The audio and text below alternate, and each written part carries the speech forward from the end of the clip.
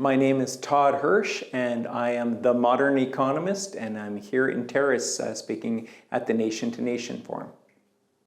The main message was, as we move into 2024, there are a lot of things going on in the global economy. And I highlighted what I called the drivers of disruption, the geopolitics, the higher interest rates, the more extreme weather, all of these things which are potentially going to impact our economy, but over which we don't really have any control, not at least direct control.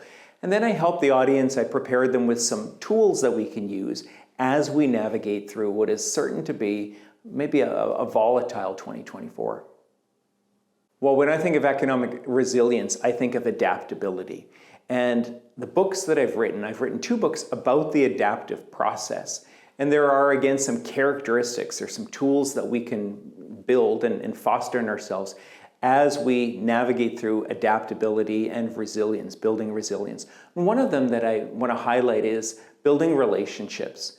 That's what the people at this conference were here doing today. You could just see 3 days of building relationships with other businesses, clients, even their competitors. That's so important as we look to economic resilience, because relationships is what the economy is all about. So the stronger our relationships, and the better we do this ahead of disruption, the better we're going to be able to navigate through when that disruption happens. That's a big question, and hope is one of those things that feels like it's in short supply right now. A lot of people, I think, are feeling hopeless.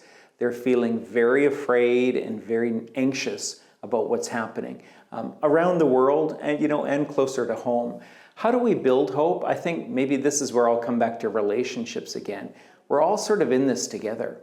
The metaphor of tying your life rafts together, which is a really good strategy, if you're shipwrecked, that we're stronger together. I think that might be where our source of hope is going to come from. Because we don't know what the future looks like. We don't know what tomorrow looks like. But we can have some hope in knowing that we're all in this together, we're stronger together, we build those relationships together. Well, economic diversification is something, I live in Alberta and I've lived there my whole life. This is the biggest topic of all time in Alberta, is how do we diversify, away from such a heavy reliance on oil and gas. In other regions, like here in northwestern BC, the reliance on resource sector or other sectors, diversifying, I think, has to happen organically. It's one of those things that's a little bit tricky to artificially try to diversify your economy, maybe with an industry that looks glamorous in other places. But if it doesn't really organically fit here, it's probably not going to succeed. So when I think of diversifying, the single best thing I think we can do is equip our workers, especially young workers, fill them with imagination for what they can build in Terrace. I can just tell by this community and the people I met today, this is a community where you can create anything. And I think equipping young people particularly with the idea that this is where I want to stay and build something, that's going to foster more diversity in the economy. Because there's whole industries that don't even exist yet. They don't have names yet, but they exist in the imaginations and the aspirations of young people.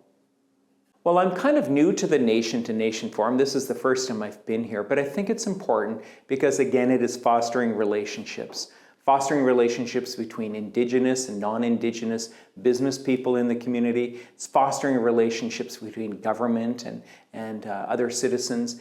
So the N2N, I see as this is where people come together. They learn from each other. They learn to respect and be kind to each other. That is the secret sauce, I think, that N2N can bring to this community.